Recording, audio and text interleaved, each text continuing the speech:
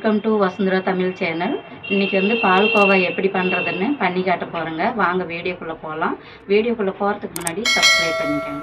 இன்றைக்கி வந்து 1.5 கிலோ பாலில் தாங்க பால்கோவா பண்ணி காட்ட போகிறேன் உங்களுக்கு. இந்த மாதிரி புல் கிரீம் பால் எடுத்துக்கோங்க. பாருங்கள், அமுல் பால். இது வந்து புல் கிரீமு. இதில் வந்து நல்லா கட்டியான பால். இப்படி பார்த்து வாங்கிட்டிங்கன்னா கட்டியாக கிடைக்கும். இதை 3 பொருள் வச்சு நம்ம வந்து பால்கோவா பண்ண போகிறோம். ஏலக்காய் வந்து 2 பீஸு இந்த மாதிரி பொடி பண்ணி வச்சுருக்கோம். 100 கிராமு சர்க்கரை.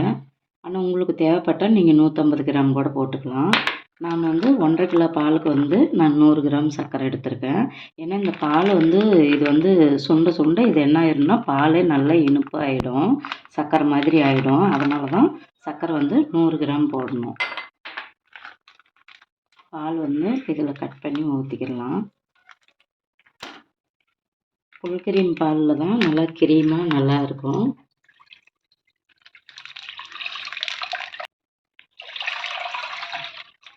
இப்படி நல்லா அகலமான கடாயில் இப்படி ஊற்றிக்காங்க.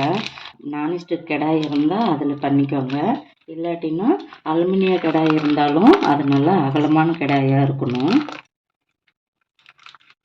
ஏன்னா குழிக்கடாயில் வந்து நம்ம வந்து மிக்ஸ் பண்ணிக்கிட்டே தான் இருக்கணும், கலந்து விட்டுக்கிட்டே இருக்கணும். ஆனால் நிறைய டைம் ஆகிடும். இந்த மாதிரி அகலமான கடாய் இருந்தாக்கா சீக்கிரமாக பண்ணிடலாம். இப்போ நம்ம கேஸ் ஆன் பண்ணி பால் அதில் ஃபஸ்ட்டு கொதி வர வரைக்கும் மிக்ஸ் பண்ண வேண்டாம். ஒரு கொதி வந்ததுக்கப்புறம் மிக்ஸ் பண்ணிடணும்.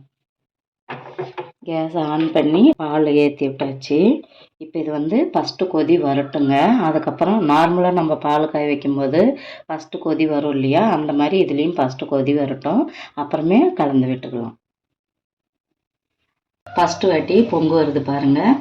இப்போ வந்து நம்ம ஸ்டீம் கம்மி பண்ணிக்கலாம். இவ்வளோ நேரம் ஹையில் இருந்தது. இப்போ வந்து கம்மியாகவே தான் இருக்கணும். குறைச்சி வச்சுக்கோங்க. இந்த மாதிரி மிக்ஸ் பண்ணிக்கிட்டே இருங்க, கலந்து விட்டுக்கிட்டே இருங்க. இந்த மாதிரி இந்த ஓரங்கள்லாம் இந்த ஆடை கட்ட இதை வந்து இப்படி எடுத்து விட்டுக்கிட்டே இருங்க. நல்லா சுண்ட காய்ச்சிக்கிட்டே இருக்கணும் பால். இந்த மாதிரி மிக்ஸ் பண்ணிகிட்டே இருங்க, கலந்து விட்டுக்கிட்டே இருந்தோம்னா தான் அடியில் உக்காராது. இப்போ இந்த பால்கோவா பண்ணுறதுக்கு பக்கத்துலேயே இருந்து பண்ணணும். தூரமாலாம் நம்ம போயிடக்கூடாது வேறு வேலை பார்க்குறதுக்கு. பக்கத்துலேயே இருந்து பண்ணோம்னா தான் அடி பிடிக்காமல் இது நல்லா பர்ஃபெக்டாக பண்ண முடியும் பால்கோவா. இப்படி நல்லா கலந்து விட்டுக்கிட்டே இருங்க. ஆனால் இது வந்து பால்கோவா பண்ணுறதுக்கு நம்ம 1.5 கிலோ பாலில் நம்ம பண்ணோம்னா கம்ஸ்கம் 1 மணி நேரம் 1 ஹவர் ஆகும். நீங்கள் அரை கிலோ பாலில் 1 கிலோ பாலில் பண்ணிங்கன்னா கொஞ்சம் சீக்கிரமாக பண்ணிடலாம். பால் எந்த அளவுக்கு நம்ம நிறையா அதிகமாக ஊற்றி பண்ணுறோமோ அந்த அளவுக்கு கொஞ்சம் லேட்டும் ஆகும். ஏன்னா நீங்கள் உங்களுக்கு டைம் அளவு தெரியணுன்னாக்கா நீங்கள் இந்த பால் வந்து சுண்ட காய்ச்சிக்கிட்டே இருக்கணும். பால் சுண்ட வரைக்கும் நீங்கள் இப்படி கலந்து விட்டுக்கிட்டே இருக்கணும். அப்போ தான் பால்கோவா வந்து பர்ஃபெக்டாக வரும். அப்படி உங்கள்கிட்ட வந்து நான்ஸ்டிக்கு கடாய் இல்லைனாக்கா நீங்கள் வந்து அலுமினியா கடாயிலையும் பண்ணலாம். ஆனால் அது வந்து இந்த மாதிரி நல்லா அகலமான கடாயாக பார்த்து எடுத்துக்காங்க. ஏன்னா அகலமான கடாயாக இருந்தால் சீக்கிரமாக நம்ம பால்கோவா ரெடி ஆயிரும். ஏன்னா நம்ம ஆழமாக கடாய் இருந்துச்சுன்னா நம்ம இப்படி மிக்ஸ் பண்ணிக்கிட்டே தான் இருக்கணும், அது சீக்கிரமாக ஆகாது. அதனால தான் அகலமான கடாய் இருக்கணுங்கிறது. நம்ம இப்போ இது வச்சு 20 நிமிஷம் ஆயிடுச்சுங்க. நம்ம வந்து ஃபஸ்ட்லேயே நம்ம வந்து நெய் வந்து 1 ஸ்பூன் அளவுக்கு நம்ம நெய் சேர்த்துக்கிடலாம். அப்போ தான் கடாயில் ஒட்டாமல் வரும். நீங்கள் தேவைப்பட்டால் நெய் சேர்த்துக்கோங்க, இல்லை உங்களுக்கு வேண்டாம்னாக்கா விட்டுடலாம். ஏன்னா இது புல் கிரீமில் நிறைய கிரீம் இருக்கும். ஆனால் கடாயில் ஒட்டாமல் வரணும்னா நம்ம நெய் சேர்த்தி ஆகணும். இந்த நெய் வந்து நல்லா மெல்ட் ஆகணும். நல்லா கலந்து விட்டுக்கிட்டே இருங்க. அடிப்பிடிக்காத அளவுக்கு நம்ம வந்து பக்கத்துலேயே இருந்து நம்ம இது வந்து கலந்து விட்டுக்கிட்டே இருக்கணும். இந்த பால்கோவா வந்துங்க சேப்புக்கு வரணும்னு சொல்லிட்டு என்ன பண்ணுவாங்கன்னாக்கா சோள மாவு போட்டு மிக்ஸ் பண்ணிடுவாங்க, இல்லைன்னா மைதா கொஞ்சம் போட்டு மிக்ஸ் பண்ணிடுவாங்க. அதனால தான் அவங்களுக்கு சேப் வந்து அது அச்சில் போட்டு காட்டுவாங்க, கட் பண்ணி காட்டுவாங்க. ஆனால் நம்ம வந்து அந்த மாதிரியெல்லாம் பண்ணக்கூடாது.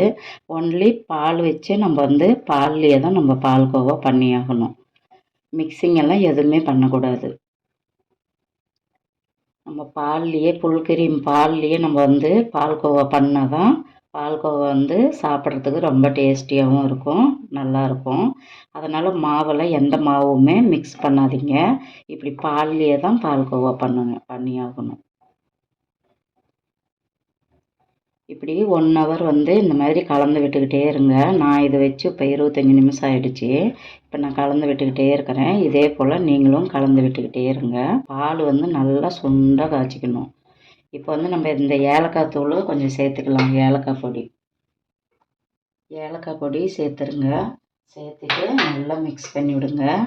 ஏலக்காய் வந்து நம்ம எப்படி பொடி பண்ணணும்னா கொஞ்சம் சர்க்கரையை போட்டு நம்ம ஏலக்காயை போட்டு நம்ம வந்து மிக்ஸ் பண்ணி நம்ம நல்லா பொடி பண்ணி டப்பாவில் போட்டு வச்சுக்கிட்டோம்னா இந்த மாதிரி நம்ம ஸ்பெஷலாக ஏதாவது பண்ணுறப்ப நம்ம ஏலக்காய் தூள் தேவைப்பட்டால் நம்ம போட்டுக்கிடலாம். நான் வந்து அப்படி தான் பண்ணி போட்டு வச்சுருக்கேன் டப்பாவில். இப்போ தேவைப்பட்டுச்சு கொஞ்சமாக இதில் சேர்த்துட்டோம். இப்போ சர்க்கரை வந்து இந்த பால் சுண்ட வரைக்கும் சர்க்கரை சேர்த்து போகிறதில்ல, லாஸ்ட்டில் தான் சர்க்கரை சேர்த்துணும். ஸ்டீம் வந்து கம்மியாகவே வச்சுக்கோங்க, குறைச்சி வச்சுக்கோங்க. கலந்து விட்டுக்கிட்டே இருங்க, அடி பிடிக்காத அளவுக்கு. பாருங்கள் 1.5 லிட்டர் பாலில் பாருங்கள் இன்னும் 1/2 லிட்டர் பால் அளவுக்கு தான் இருக்குது. பூரா சுண்டிக்கிட்டே வந்துருச்சு. நெய் ஊற்றுறது எதுக்குன்னா பாருங்கள் இந்த ஓரங்களில் வந்து இந்த ஆடை கட்டிக்கும், இந்த பாலோட ஆடை கட்டிக்கிறோம். அதனால் நெய் ஊற்றணும்னாக்கா இது வந்து கட்டாமல் வரும். இப்படி துருப்பியில் எடுக்கும்போது பாருங்கள் இப்படி வந்துடும், திரண்டுக்கிட்டு வந்துடும் இப்படி. அதனால தான் நெய் சேர்க்கறது. இன்னும் 1/2 hour ஆகும். பால் பாருங்கள் பூரா சுண்டாக காய்ச்சியாச்சு. இது வந்து இப்போ கடாய் தெரியுது பாருங்கள், இந்த மாதிரி மிக்ஸ் பண்ணும்போது கடாய் தெரியணும். அப்போ தான் நல்லா பர்ஃபெக்டாக வந்துருச்சுன்னு அர்த்தம். இப்போ வந்து இந்த ஸ்டேஜில் வந்து நம்ம அந்த சர்க்கரையை வந்து சேர்த்துடணும். இப்போ வந்து 100 கிராம் சர்க்கரையை சேர்த்துடலாம்.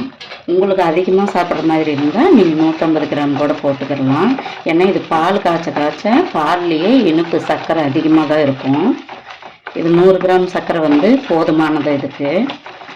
இது நல்லா கலந்து விடுங்க. இந்த ஓரங்களில் இருக்கிறதெல்லாம் நல்லா இந்த மாதிரி பண்ணுங்கள். சர்க்கரை போட்டதுக்கப்புறம் மேலெல்லாம் தெறிக்க ஆரம்பிக்கும், பார்த்து நிதானமாக பண்ணிக்கோங்க. இந்த மாதிரி கலந்து விட்டுக்கிட்டே இருங்க.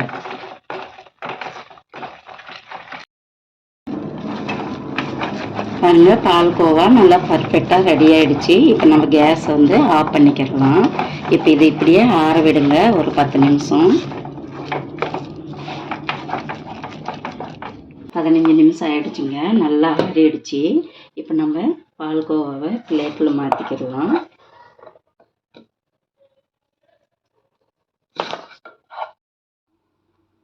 பால்கோவா பாருங்கள் நல்லா பர்ஃபெக்டாக ரெடி ஆகிடுச்சு. இந்த தீபாவளிக்கு ஸ்பெஷலாக நீங்கள் வந்து பால்கோவா பண்ணிவிடுங்க. கொஞ்சம் நட்ஸுங்க போட்டுடலாம். பாதாம் நட்ஸுங்க நான் போடுறேன். இந்த மாதிரி பாதாம் நட்ஸுங்க நான் போட்டிருக்கிறேன். நீங்களும் இதேமாரியே நீங்களும் எல்லார் வீட்லேயும் நீங்களும் ட்ரை பண்ணுங்கள். பால்கோவா வந்து ரொம்ப ரொம்ப ஈஸியாக பண்ணிடலாம். ஆனால் 1 hour ஆகும். நீங்கள் வந்து பக்கத்துலேயே இருந்து நீங்கள் வந்து இந்த மாதிரி ரெடி பண்ணிட்டீங்கன்னா குழந்தைங்களுக்கு பெரியவங்களுக்கு எல்லாருக்குமே பிடிக்குங்க. இந்த பால்கோவா வீடியோ உங்களுக்கு பிடிச்சிருந்துச்சுன்னா சப்ஸ்கிரைப் பண்ணுங்கள், ஷேர் பண்ணுங்கள், லைக் பண்ணுங்கள், கமெண்ட் பண்ணுங்கள்.